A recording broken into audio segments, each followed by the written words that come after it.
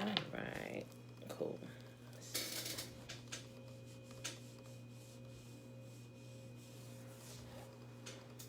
All right, we're live in both places. Beautiful people. Happy Sunday, happy Sunday. Got it going.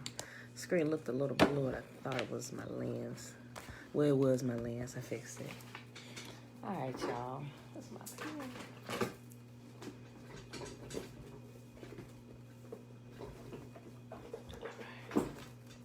Happy Sunday, everybody. Happy Sunday. It is the last day of October. October 31st. It is day 290 of year 3 of reading through the books of the Law and the Prophets, and of the 3-year consecutive day count, day 958. Trina, hey girl, hey. Alicia, yeah. We read in Psalms 52 through, we'll do 55, and we're going to pick up on page 75 in Shakespeare's Secret Mashiach.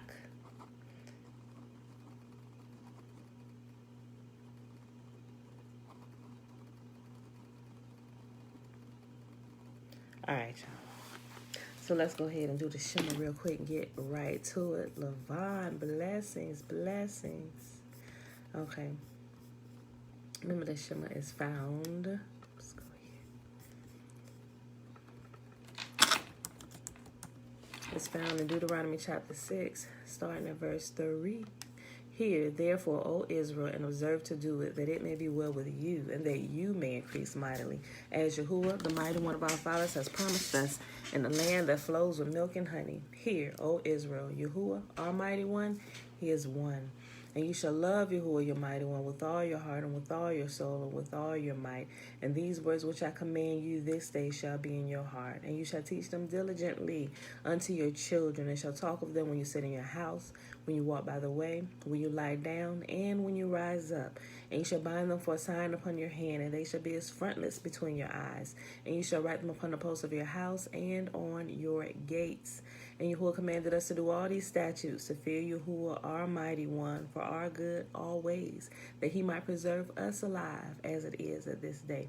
And it shall be our righteousness if we observe to do all these commandments before Yahuwah, our mighty one, as he has commanded us. All right, y'all. Robert, shalom. Pull this up. Move this off to the side. All right, y'all. Let's get into it. Psalm chapter 52.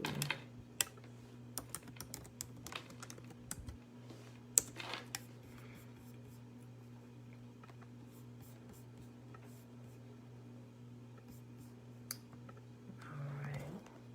Gil, shalom, shalom. Started from the beginning. Glad you made it. All right, y'all. Psalm chapter 52. This is for the choir director. It is a psalm of David regarding the time Doeg the Edomite said to Saul, David has gone to see Abimelech. Why do you boast about your crimes, great warrior? Don't you realize Yahuwah's justice continues forever? All day long you plot destruction. Your tongue cuts like a sharp razor. You're an expert at telling lies. You love evil more than good and lies more than truth. You love to destroy others with your words, you liar. But Yahuwah will strike you down once and for all. He will pull you from your home and uproot you from the land of the living. The righteous will see it and be amazed. They will laugh and say, look what happens to mighty warriors who do not trust in Yah. They trust in their wealth instead and grow more and more bold in their wickedness. But I am like an olive tree thriving in the house of Yahuwah. I will always trust in Yahuwah's unfailing love. I will praise you forever, O Yah, for what you have done. I will trust in your good name in the presence of your faithful people. Next chapter, Psalm chapter 53. This is also for the choir director. It's a meditation, a psalm of David. Only fools say in their heart, there is no God. They are corrupt and their actions are evil. Not one of them does good. Yahuwah looks down from heaven on the entire human race. He looks to see if anyone is truly wise, if anyone seeks him. But no, All have turned away. All have become corrupt. No one does good, not a single one. Will those who do evil never learn? They eat up my people like bread and wouldn't think of praying to Yah. Terror will grip them, terror like they have never known before. Yahuwah will scatter the bones of your enemies. You will put them to shame, for Yahuwah has rejected them. Who will come from Mount Zion to rescue Israel? When Yahuwah restores his people, Jacob will shout with joy, and Israel will rejoice. Next chapter, Psalm chapter 54. It's for the choir director. A psalm of David regarding the time the Ziphites came and said to Saul, "We know where David is hiding," to be accompanied by stringed instruments. Come with great power, O Yah, and rescue me. Defend me with your might. Listen to my prayer, O Yah. Pay attention to my plea, for strangers are attacking me. Violent people are trying to kill me. They care nothing for Yah, but Yah is my helper. Yahuwah keeps me alive. May the evil plans of my enemies be turned against them. Do as you promised and put an end to them. I will sacrifice a voluntary offering to you. I will praise your name, O Yah, for it is good. For you have rescued me from my troubles and helped me to triumph over my enemies. Last chapter for the day is Psalm chapter 55. Obedient to Yah, shalom, shalom. This is also for the choir director. It's a psalm of David to be accompanied by stringed instruments. Listen to my prayer, O Yah. Do not ignore my cry for help. Please listen and answer me, for I am overwhelmed by my troubles. My enemies shout at me, making loud and wicked threats. They bring trouble on me and angrily hunt me down. My heart pounds in my chest. The terror of death assaults me. Fear and trembling overwhelm me, and I can't stop shaking. Oh, that I had wings like a dove, then I would fly away and rest. I would fly far away to the quiet of the wilderness. How quickly I would escape far from this wild storm of hatred. Confuse them, Yah, and frustrate their plans. For I see violence and conflict in the city. Its walls are patrolled day and night against invaders, but the real danger is wickedness within the city. Everything is falling apart. Threats and cheating are rampant in the streets. It is not an enemy who taunts me. I could bear that. It is not my foes who so arrogantly insult me. I could have hidden from them. Instead, it is you, my equal, my companion and close friend. What good fellowship we once enjoyed as we walked together to the house of Yah. Let death stalk my enemies. Let the grave swallow them alive, for evil makes its home within them. But I will call on Yahuwah, and Yahuwah will rescue me. Morning, noon, and night, I cry out in distress, and Yahuwah hears my voice. He ransoms me and keeps me safe from the battle waged against me, though many still oppose me. Yahuwah, who has ruled forever, will hear me and humble them. For my enemies refuse to change their ways. They do not fear Yah. As for my companion, he betrayed his friends. He broke his promises. His words are as smooth as butter, but in his heart is war. His words are as soothing as lotion, but underneath are daggers. Give your burdens to Yahuwah, and he will take care of you. He will not permit the godly to slip and fall, but you, O Yah, will send the wicked down to the pit of destruction. Murderers and liars will die young, but I am trusting you to save me. And that, my beautiful people, is our reading for today. That was Psalm 52 through 55. All right, so let's pull up.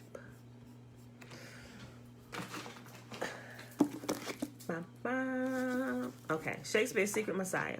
We stopped in chapter 1, and we paused at the search for Shakespeare. We just found out yesterday that Shakespeare was a pen name for a woman, right? Shakespeare is a woman.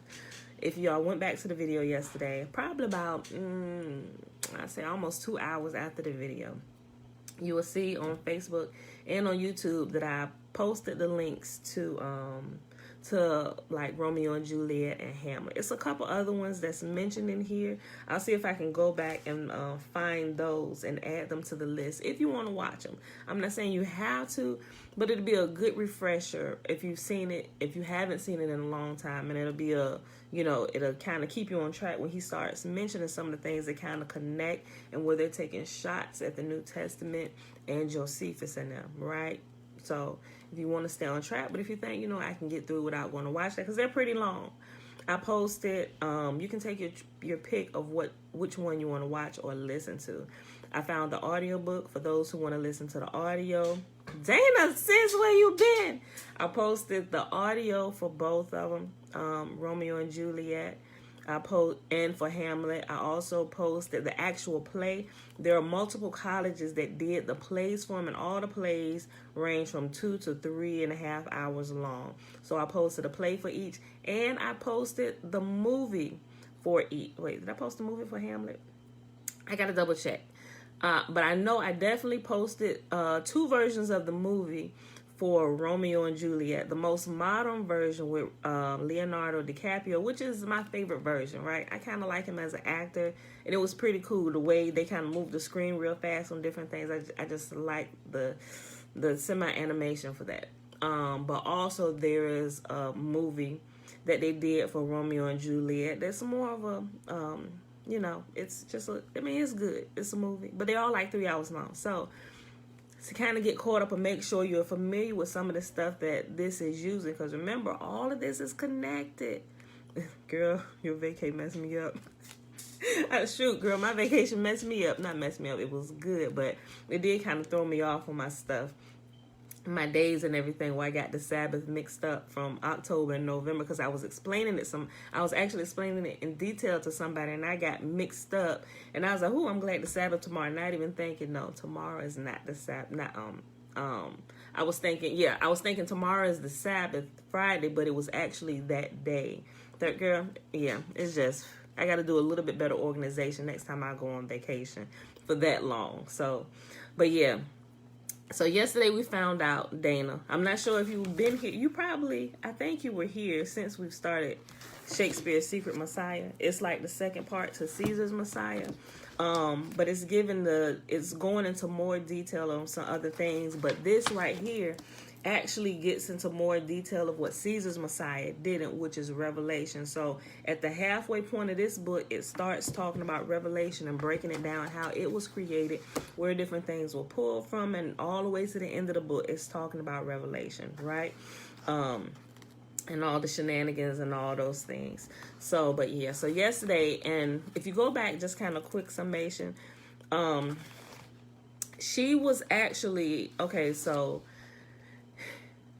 you know, the Piso family, Josephus and them, they wrote the New Testament, just a quick summation. They wrote the New Testament as a spoof to Titus's campaign, right? But those who lived in that time, who were a part maybe of Titus's campaign or lived in his kingdom, they understood that the New Testament was a spoof. It was only good for a good laugh, right? It was like the Saturday Night Live of their time. But as time went on, people kind of began to forget about some of those things, or certain things were removed, it just kind of perpetrated itself for multiple decades, right? For millennia, where it was written for the lower classes of people, and it was a direct shot at the Hebrews, or the Jewish people. They refer to them as Jews in here. But it was to pacify them and pretty much to stop them from fighting against Titus and his reign by proclaiming that he was the Messiah, the Mashiach to come, right? And because they wouldn't worship him outwardly, and when they said, hey, he's the Messiah, worship him, they had to trick the Hebrews, the Jews, into worshiping Titus, which is why they wrote the New Testament. And it was just a spoof. Like I said, it was written for the learned, or for the intellectual. because the intellectual would have been caught up on everything that was going on during that time, and they would have just got a good laugh out of reading the New Testament, because they would have been able to pinpoint all these things that he's bringing out, and it baffles him and a few other people that this hasn't been caught sooner, right? Because we're considered to come from like the lower classes of Hebrews or Jews or whatever, to where this spoof was perpetrated upon us as being real and a real religion, like these are the characters when they're not. It was a complete mockery of what was going on at the time. So they've taken it as gold, solid gold religion, and they're worshiping characters and talking about people and things that were made up, that never really happened. They like flipped around. So Shakespeare, which is her pen name, right? Being a woman during that time, couldn't necessarily, she essentially wrote her plays as a counterattack against what Josephus and those who wrote the New Testament. It was an attack on her people, so she in turn began to write literature and plays as a counterattack against the New Testament to kind of uncover some of the things, so she wanted to directly hit the Gentiles, those who had corrupted her people's literature and religion, and do the same thing to them. But being a woman, she couldn't just outwardly, hey, I'm a woman doing this, because it just wouldn't have flew back in those days. So she had to give herself a pen name, and it broke down how she created the pen name Shakespeare, which wasn't really Shakespeare, it was Shag with a G, Shakespeare. So she broke all that down. They broke all this down in yesterday's reading. So if you go back, Dana, yesterday, and listen, or if you got the book, just read the first half of chapter 1 all the way up to page 75, and it'll fill you in. But that was a quick overview. So yes, Shakespeare is a woman. All these plays, everything. It's one of the great reversals. One of the great reversals, right? Okay. So now that we're caught up, Perry, shalom, shalom. Let's pick up where we left off at. The search for Shakespeare. Wait a minute. You know what? Let me go back. And read Let me just go back here. Dana, I'm going to read a little bit of this from yesterday, just a couple paragraphs back, and just flow right into this. Okay. To understand the analysis in this work, is important for the reader to bear in mind that the author of Shakespearean plays was not trying to directly communicate the truth about the Christian Gospels. There would have been far easier ways for the playwright to have accomplished that than the complex satirical system embodied in the Shakespearean literature. On the contrary, it was crucially important for the author to maintain a level of plausible deniability to prevent government censorship or other repercussions, while also presenting an enormously entertaining and ingenious surface-level narration that would keep audiences entranced. I believe that the unmistakable presence of a profound and unsolved mystery also lends to the unique appeal of Shakespearean literature and the enduring loyalty of Shakespeare's many fans. An ancient Latin proverb holds that a word to the wise is sufficient, and the author can testify that the Flavian/Shakespearean comic system becomes much more transparent with familiarity. And we kind of talked about that a little bit, even like with the Old Testament. Once you become familiar with some things, oh my goodness, my phone isn't charged. Hold on, y'all. This thing was plugged in all night. Maybe it got unplugged. Give me 1 second. Oh my gosh, it's gonna cut off. Hold on. I gotta get my charger.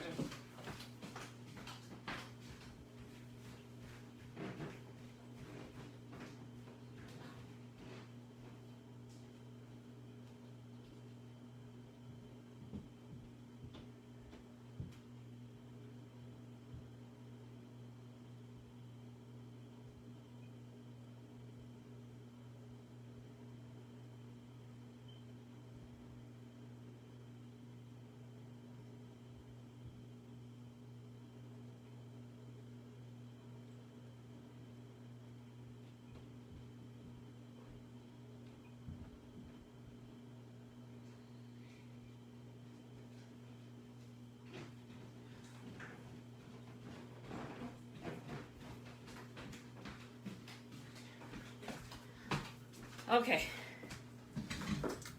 Hold up. I need my block. I forgot I can't plug it into this laptop. Hold on, y'all. Hey, Joshua, you got the headphones in? Yeah. Do me a favor. Run and get my my portable charger. It's plugged into my nightstand. I should have grabbed it. All right, y'all. I remember what happened. Hold on. I plugged this in. Sorry. So unprofessional. Hold on.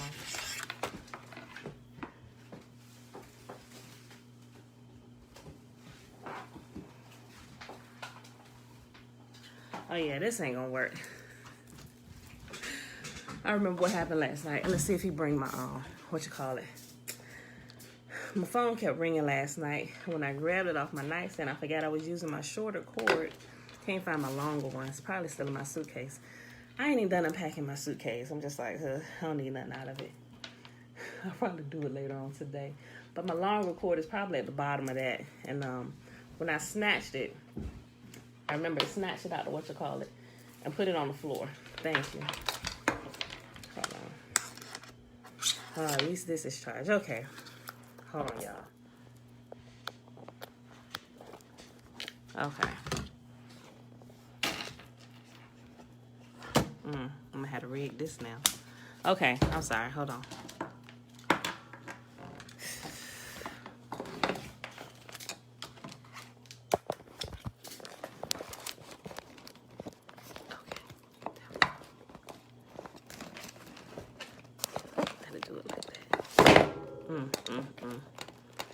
All right, y'all. Hold on. Okay, that's gonna have to work. All right. Sorry, y'all. What was that? Right, okay, so I was saying yesterday that when you're familiar with the Old Testament and you read it enough, you'll begin to pick up on some of the shenanigans. Like, wait a minute, what was this? And also, if you're really familiar already with the New Testament, you begin to read the Old Testament, get really familiar with it, it's going to start raising a lot of questions. Like, wait a minute, hold on. And that's what actually kind of started me on my journey to realizing, wait a minute, what is going on here, right? So it's been a few years now since that. Okay. An ancient Latin proverb holds that a word to the wise is sufficient, and the author can testify that the Flavian/Shakespearean comic system becomes much more transparent with familiarity. It is therefore likely that those in the author's inner circle would have come away from the theater with a degree of understanding and delight that far surpassed their Gentile compatriots. However, Shakespeare intended that her satires remain largely unappreciated until after the collapse of Christianity, which she no doubt hoped would occur shortly.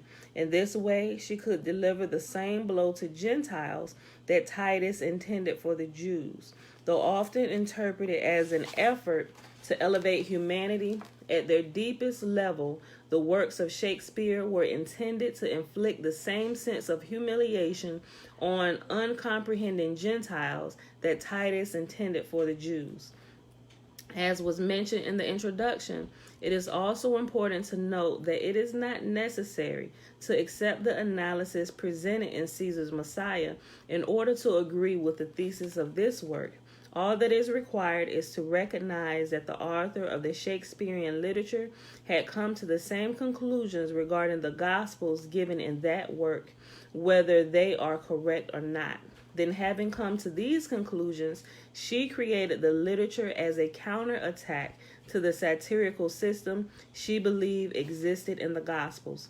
The starting point for her Shakespearean project was a play satirizing Titus's invention of Christianity entitled Titus Andronicus. She designed the play She designed the play so that its satirical level would be invisible until Titus was understood to have been Jesus, at which point its real meaning would become clear.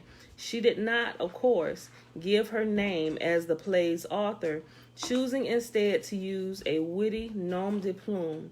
As a Jew and a woman claiming authorship would have been problematic in any case, but she had another reason for her pen name. Though a Gentile actor may have been the inspiration for her nom de plume, the original spelling of his last name was not Shakespeare. The actor's real name was more likely spelled the way it was recorded on his marriage license to Anne Hathaway, William Shakespeare. The playwright was clever with words and saw that by modifying the spelling of Shakespeare to Shakespeare, she would create a declaration of Jewish defiance. With the name of her perfect Gentile, she notified posterity that the Jews had not been destroyed by Titus and his false Judaism, but would keep on fighting. Will Shakespeare. And it's she separated it. Like will is one word, shake is one word, and spear is one word. Will Shakespeare. This is why in the first folio, William Shakespeare was abbreviated and hyphenated to Will Shake-Spear. Not together as one word, but with the hyphen in between it to bring a separation between the first half and the last half of the name. Just in case you don't have the book, so you may not understand why I keep reading it like that. That's why, because she's putting hyphens between it to break it up, so it can probably trigger the mind to be like, wait a minute, hold on, This is why in the first folio, William Shakespeare was abbreviated and hyphenated to William Shake-Spear, so as to show posterity more clearly the name's satirical meaning. To the actor Shakespeare, the change in the spelling of his name would have been of little concern because, like the vast majority of people from Stratford, he was completely illiterate. For his complicity in the plot, Shakespeare was apparently paid part of the play's royalties, which enabled him to become a landowner in Stratford. The other reason for her nom de plume was simply to create the impression the plays were the work of a Gentile. This was part of her plan to create a mirror image of the Gospels. The Gospels appeared to be written by Jews, but were actually written by Roman intellectuals ridiculing Jews. She therefore wished to create the same impression that the plays were the words of a Gentile, although they were actually those of a Jewish intellectual ridiculing Gentiles. In this way, she applied the Hebrew dictum of an eye for an eye, or in her words, measure for measure. And here's where our reading picks up today. The search for Shakespeare. There are many problems with the claim that a Christian from Stratford wrote the plays published under the name William Shakespeare. The Will from Stratford had parents who were illiterate. His few surviving signatures seemed to be in different hands. He did not teach his daughter how to read or write, and he left no mention of owning any books or manuscripts in his will. Further, since the capacity to read and write was a prerequisite for admission to the school he would have attended, the fact that Shakespeare's parents were illiterate makes it unlikely that he ever attended school. The only contemporaneous literary figure that claimed to have known him was Ben Jonson, who referred to him as a plagiarist.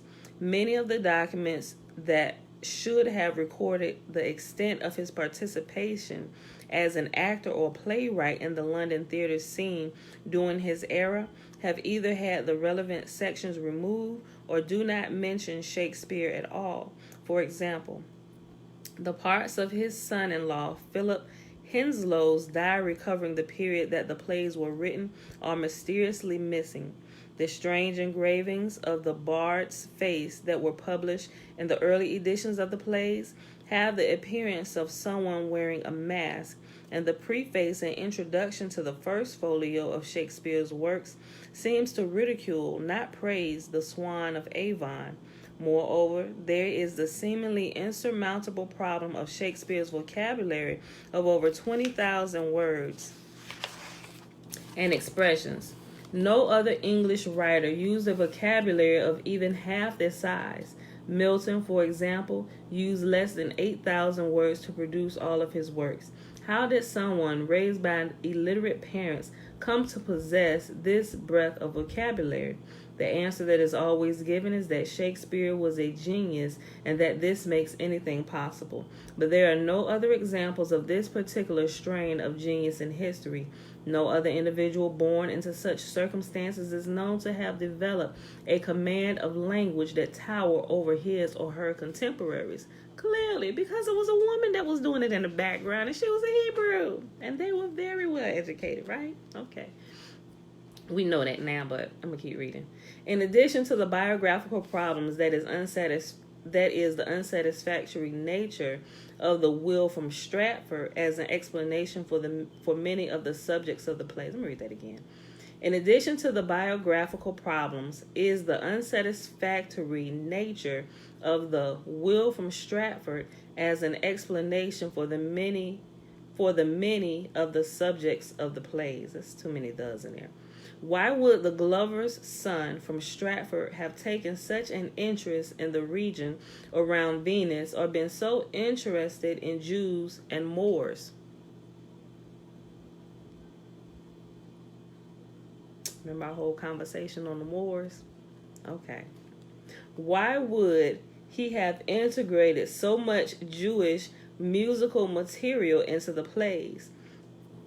If the Will from Stratford wrote plays, why did he not write ones that more closely reflected his purported background? For these reasons and others, there have been many searches for an alternative author for the literature published under the name of William Shakespeare. Books describing alternative authors now number in the thousands, and there are even a number of meta-reviews of the different theories that may have been usefully consulted. And that's reference 39.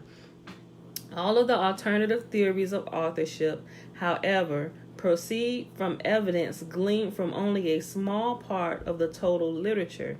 These theories are only able to cite a possible anagram and a few unusual correspondences or a similarity between one Shakespearean play with another by a different author.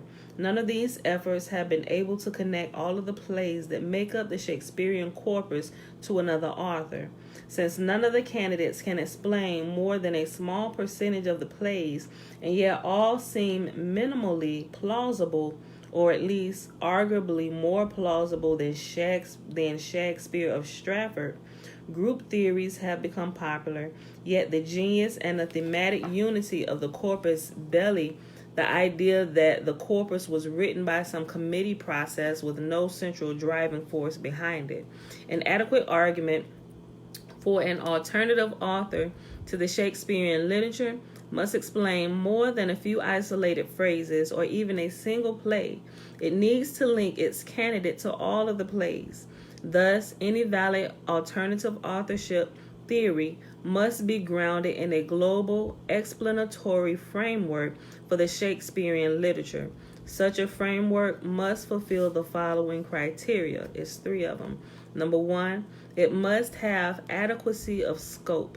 It has to explain the literature as a unit, not as separate and unrelated bodies. Number 2, it must have adequacy of depth.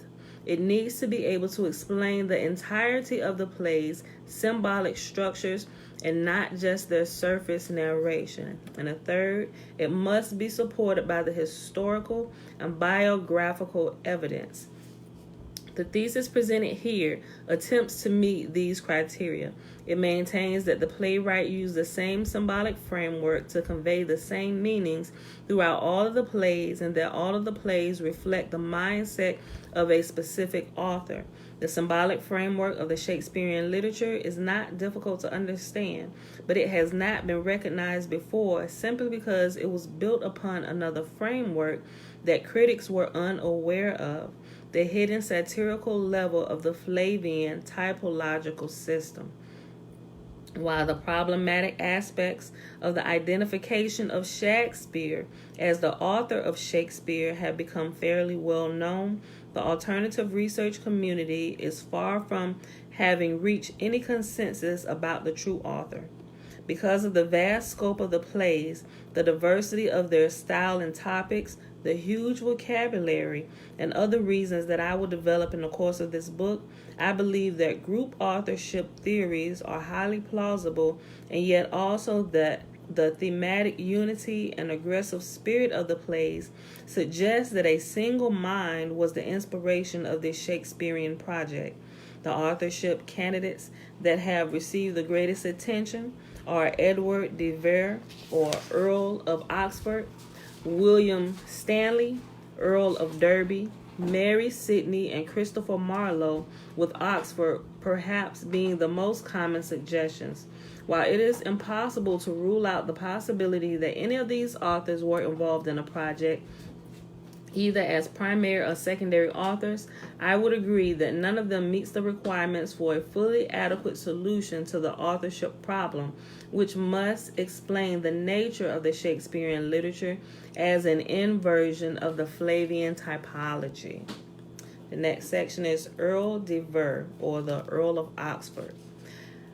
Efforts to connect the Earl usually involve taking isolated phrases from the Shakespearean plays and relating them to his life. For instance, in Antony and Cleopatra, the word worm is mentioned several times. This worm can be translated into French as ver, V-E-R, a word that some critics have related to ver, V-E-R-E. This is so freezing. Girl, don't do that. It's nothing. A word that some critics have related to Vere, V-E-R-E, the family name of the Earls of Oxford, reference 40. The Earl of Oxford's Bible also has been found to have some of its verses underlined that were used by Shakespeare. This is not strong proof, however, as only 20% of the marked verses are alluded to by Shakespeare. Moreover, the over 2,000 biblical allusions used by Shakespeare, Oxford's Bible marks only 10%, reference 41. For example, of the 39 different verses in the book of Ezekiel that Shakespeare mentions, reference 42, the Earl's Bible underlines only one, that's reference 43. Another investigation has focused on certain phrases that appear to be anagrams of the Earl's family motto. The title of the preface to Troilus and Cressida, a never writer to an ever reader. That's the subtitle. Okay, the book is called Troilus and Cressida, and the subtitle is a never writer to an ever reader. Okay, ever, never, ever, and you'll never have that. Just make sure y'all understand. Troilus and Cressida, a never writer to an ever reader. For example, is sometimes adduced as evidence that the author was de Vere because of the repetition of the letters ever, which can be arranged as ver, V-E-R-E. The 1609 edition of Shakespeare's sonnets are described on their title page as being our ever-living poet. Words that can be turned into the anagram nil vero virug, which nearly corresponds with Oxford's motto nil vero verus, meaning nothing is more true than the truth.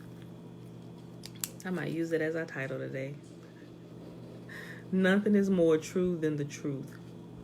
Moreover, the second edition of the sonnets and the poems of Will, Shakespeare, Gent, 1640, also includes a dedication to the reader, which wishes glory to the deserved author, a curious phrase which can be formed into the anagram et de vers, reference 44.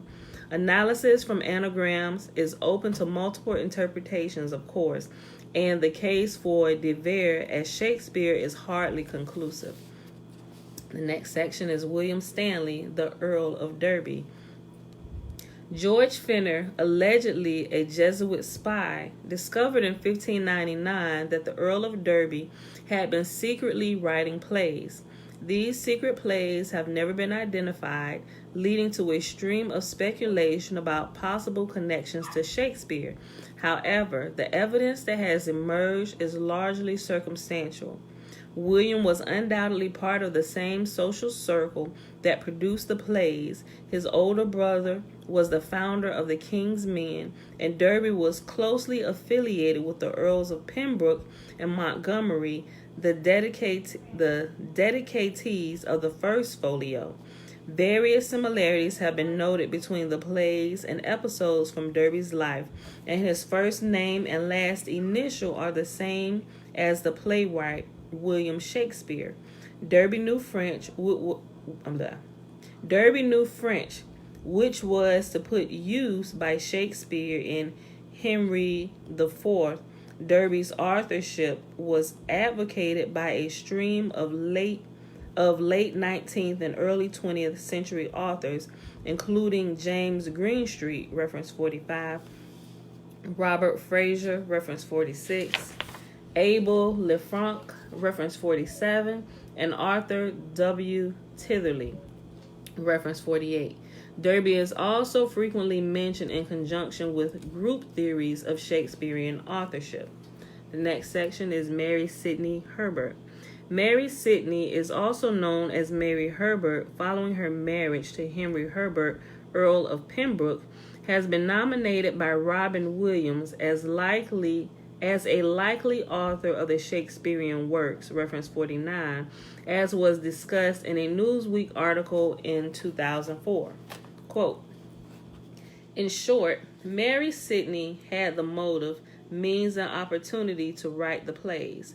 At her home in Wiltshire, she fostered a literary circle whose mission was to elevate English literature, a strong motive.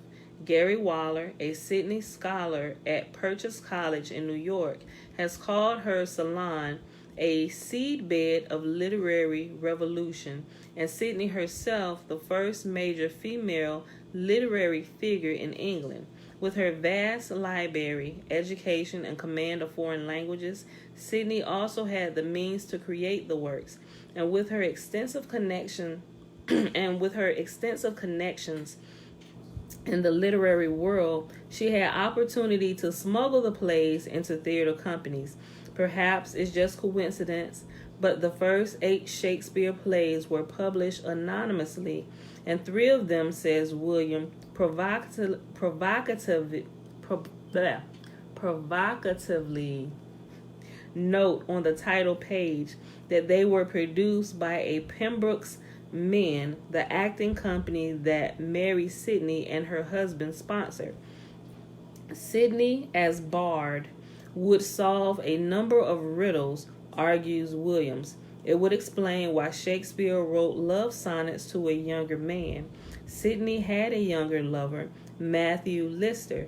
It could clarify why the first compilation of Shakespeare's plays, the First Folio of 1623, was dedicated to the Earls of Pembroke and Montgomery, her sons. And it would explain Ben Jonson's First Folio eulogy to the Sweet Swan of Avon. Sidney had an estate on the River Avon, and her personal symbol was the swan. There are swans and lace collar and cuffs on her last portrait, Williams note. End quote, and that's reference 50. Considering Sidney's many literary connections, her vast library, and its many links to the Shakespearean literature, the conjecture that Sidney was involved in some way in what we are calling the Shakespearean project is quite plausible.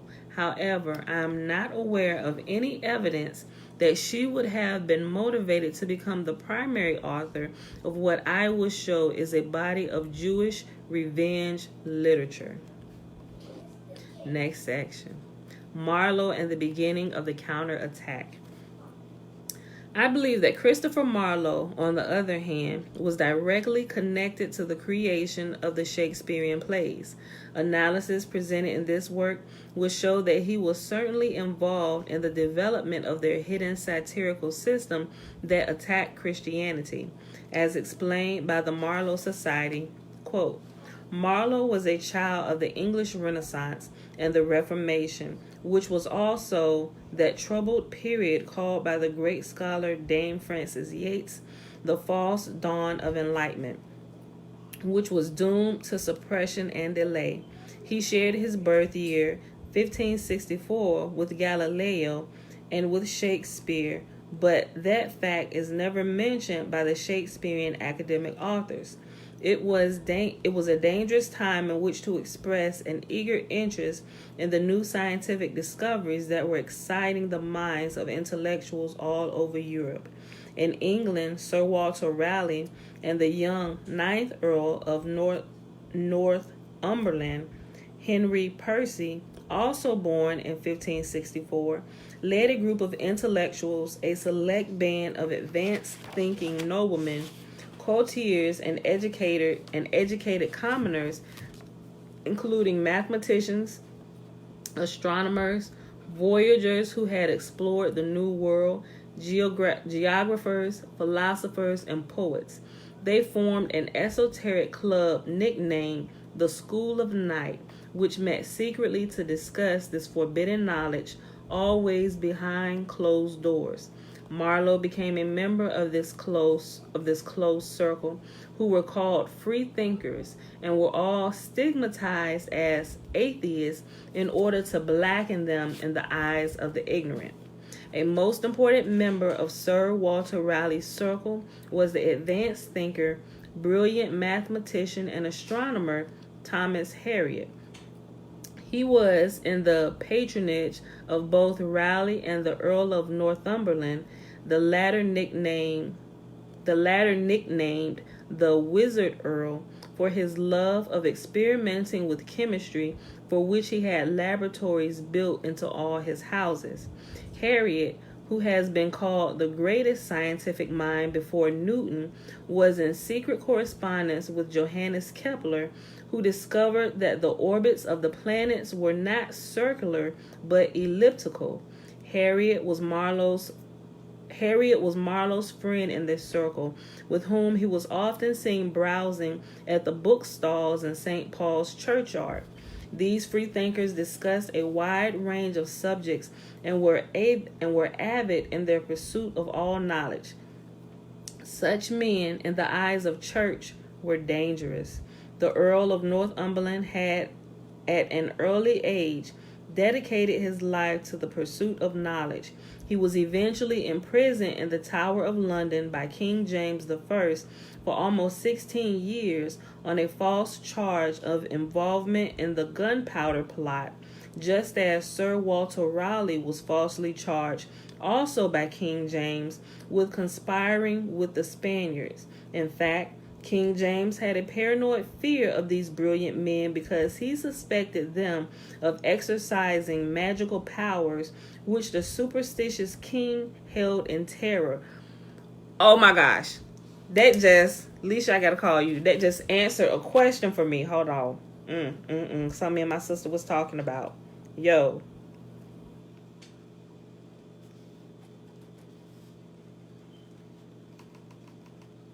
Okay. I might be able to explain this to y'all later, but it's something we was looking into about something that seems misplaced in scriptures, but we haven't been able to figure it out yet. But it's just caused something to click. Okay. All right. In fact, King James had a paranoid fear of these brilliant men because he suspected them of exercising magical powers which the superstitious king held in terror. Both were accused of the vile heresy of atheism. It was this that was also the cause of Marlowe's tragedy. End quote. All of that was a quote pulled from a section pulled from history.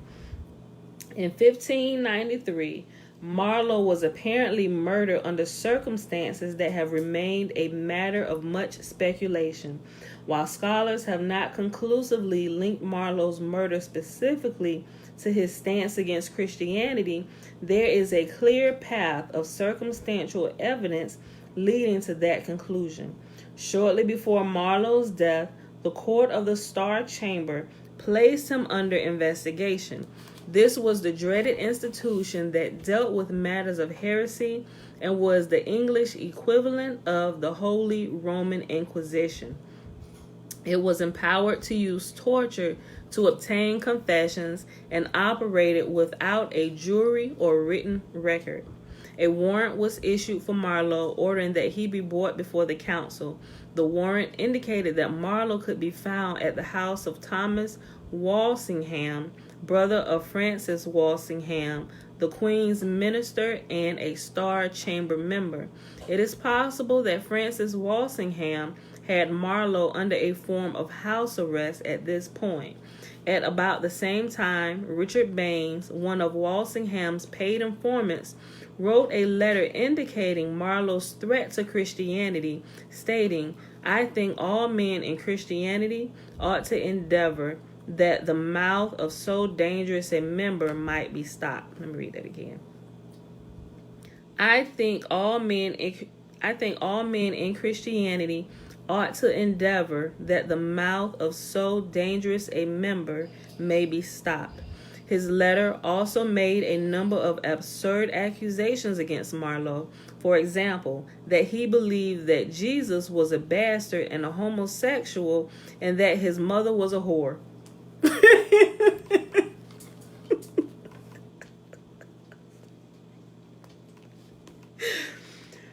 More interesting is the fact that Marlowe was accused. Hold on. More interesting. I'm going to just underline this. Hold on.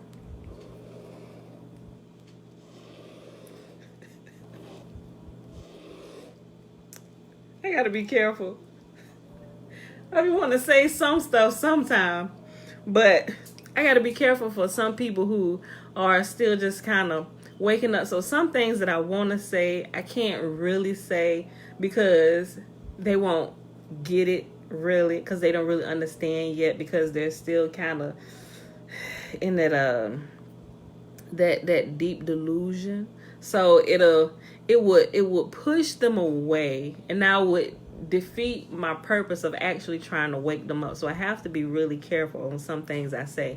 But I'm just reading this out of here like this. Okay, so more interesting is the fact that Marlowe was accused of having some unmentioned information about Christianity that was dangerous to the religion. For example, Richard Comely was said to have written, quote, "Marlowe is able to show more sound reasons for atheism than any divine in England and is able to give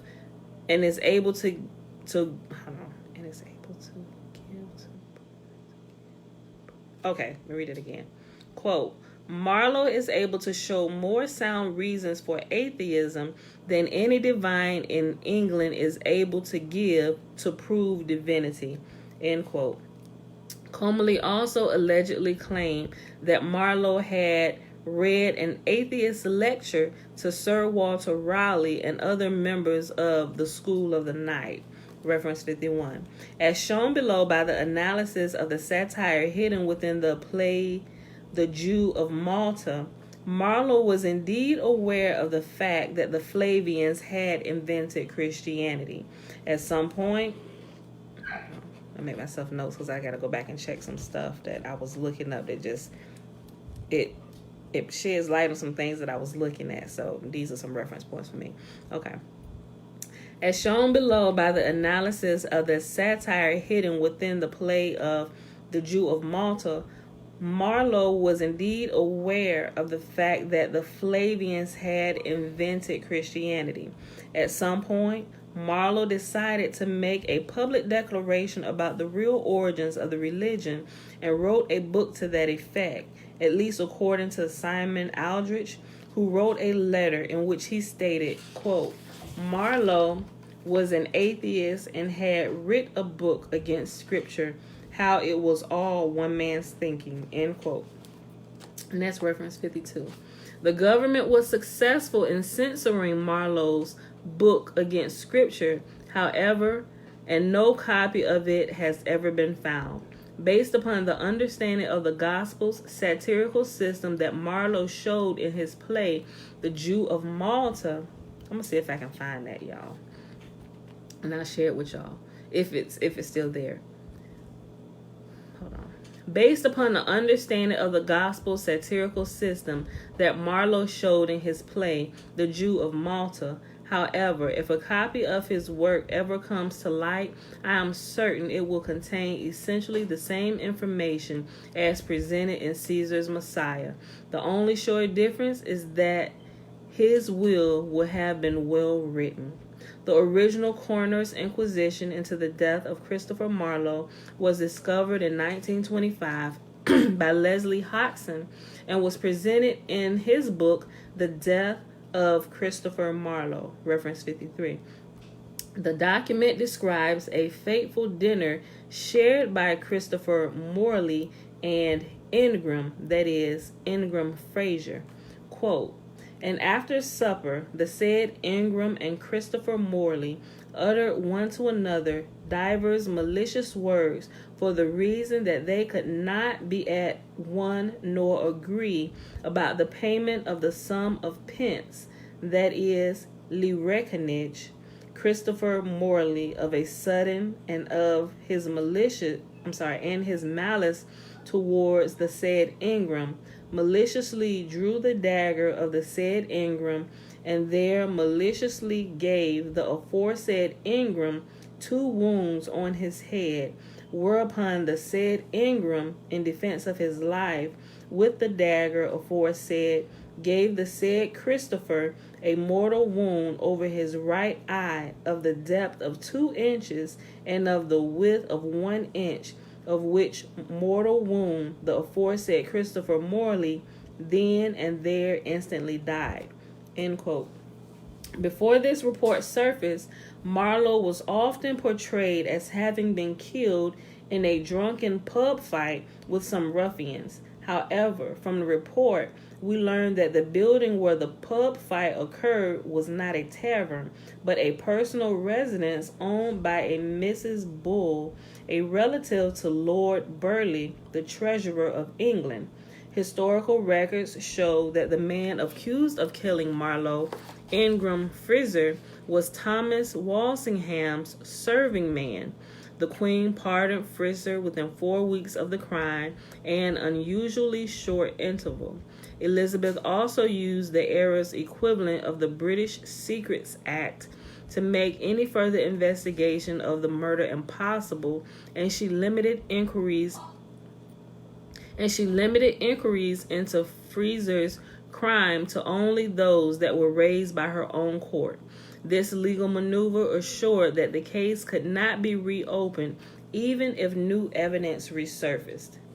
The discovery that Marlowe was allegedly killed over a dispute concerning lirecanage, the reckoning or bill for the meal, enabled another scholar, O.W.F. Lodge, to see the connection between Marlowe's death and the following passage from As You Like It, delivered by the clown Touchstone, reference 54. Quote, when a man's verses cannot be understood, nor a man's good wit be seconded by the froward child, understanding, it strikes a man more dead than a great reckoning in a little room. Volume 3, pages 3 and 9 through 12. End quote. Lodge noted the obvious conceptual parallels between the Shakespeare passage and Marlowe's death, and pointing out that Marlowe was undoubtedly on the playwright's mind when he wrote As You Like It, as the bard had also given Phoebe a quotation from Marlowe's Hero and Leander, attributing it to a dead shepherd. He also pointed out that in addition to reckoning and struck dead, the passage had another odd parallel to Marlowe. In Marlowe's play, The Jew of Malta, there is a passage that also uses the expression in a little room. Quote, "And thus methinks should men of judgment frame their means of traffic from the vulgar trade, and as their wealth increaseth, so enclose infinite riches in a little room." Volume 1, page 1. End quote. And this is literally the end of the chapter, y'all. So we're going to finish these 3 little short paragraphs, and it'll be the end of the reading for today. Since Lodge's 1925 critique, many scholars have accepted this connection, though none has offered a good explanation as to why Shakespeare thought it was appropriate material for a clown. This is because the meaning of the 3-way connection between the coroner's inquest into Marlowe's death and Shakespeare's and Marlowe's passages containing the phrase "in a little room" can only be understood by someone who was familiar with the hidden satire that lies within The Jew of Malta. As noted earlier, Marlowe had somehow learned about the true meaning of the Gospels and had writ a book against Scripture, how it was all one man's making. But before Marlowe wrote his explicit denunciation of Christianity, he had written a number of plays and poems that attacked the religion satirically. One of these was The Jews of Malta, written around 1590. Marlowe's plays are as interesting and as important as Shakespeare's in their depiction of the origin of Christianity, and deserve an entire book explaining them. But within this work, I shall only analyze The Jew of Malta, as it suffices to show how Marlowe's work was seminal to Shakespeare. And that, my beautiful people, is the end of chapter 1. Y'all, this is getting better and better by the day, ain't it? I don't know, but I'm super excited about uncovering history and truth and stuff, and it's really good to me. Yes, baby girl. Yes, you can end it, sis. All right, y'all. So, hold on, where we at over here? Make sure my phone, I think it probably have enough charge for me to sit it back over here. Where we at? All right, y'all. So I hope y'all enjoyed the reading for today. It is the last day of October 31st, 2021. It is day 290 of year 3 of reading through the books of the law and the prophets, and of the 3-year consecutive day count, day 958. We read Psalm chapter 52 through 55, and we read the end of chapter 1 in Shakespeare's Secret Messiah, pages 75 through page 86. All right, y'all. So this is really, really good. I know people that may come in like right here and haven't been here for the last book reading of Caesar's Messiah might be a little lost. They're like, wait a minute, she was reading the Bible, now she talking about Shakespeare. What is going on with sis? Like, y'all should have been here. Y'all should have been here. Because all of this goes together. It's all a part of one huge, big, elaborate scheme. Y'all got to be here. Hold on, what am I looking for? I get that in a minute. Okay, let's go ahead and do, I want to show y'all something. Let's go ahead and do the blessing. I didn't see any questions. So, the blessing is found in Numbers chapter 6, verses 22 through 27. Remember, the first 21 verses of Numbers chapter 6 is the Nazirite vow. Man or woman can take it. And Yahuwah spake unto Moses, saying, Speak unto Aaron and unto his sons, saying, On this wise you shall bless the children of Israel, saying unto them, Yahuwah will kneel before us, presenting gifts, and will guard us with a hedge of protection. Yahuwah will illuminate the wholeness of his being towards us, bringing order, and he will provide us with love, sustenance, and friendship. Come on, Tootie. Yahuwah. Come on. Okay.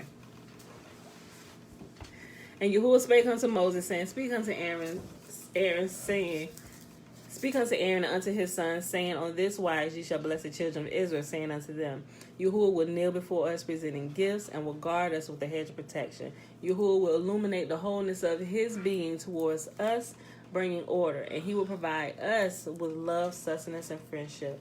Yahuwah will lift up his wholeness of being and look upon us, and he will set in place all we need to be whole and complete. And they shall put my name upon the children of Israel, and I will bless them. Why you didn't do our name? I did. I literally just did. Oh. I literally just did. All right, y'all.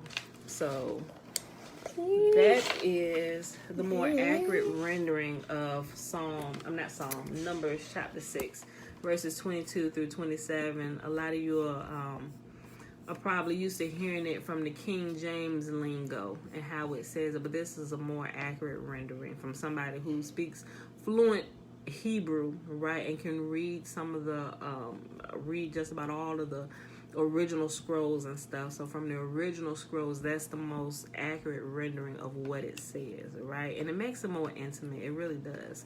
So that's why I like that It's version. Saturday. No, that day is Thursday. Today is Sunday. Yesterday was Saturday. All right, beautiful people, that's it. We out of here. I love y'all. Thank y'all for hanging out. I will see y'all tomorrow morning, bright and early, 7:15 a.m. Eastern Standard Time. Put it back, sis. Put the phone back. Peace. Bruce. All right, y'all. I ain't see no questions, so we out of here. Go ahead and end it, little girl.